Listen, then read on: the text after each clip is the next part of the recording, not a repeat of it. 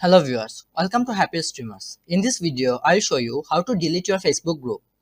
Let's go to Facebook. Then from the left menu, select Group. Now go to your group, Groups you manage, where you will find your groups. Select there.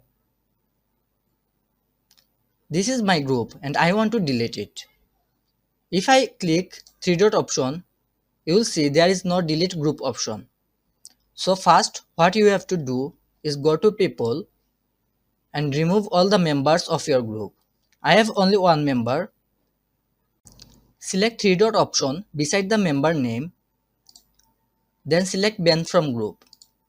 Then click Confirm. Now only you have in this group. So if you want to delete this group, now select the three dot option of that group and select Leave group. If you leave this group, your group will automatically deleted. Read that. As you are the last admin and member, leaving will also delete this group. Click Leave group. Now your group will be deleted. That's all. If you find this video useful, please like, comment and subscribe. Thank you.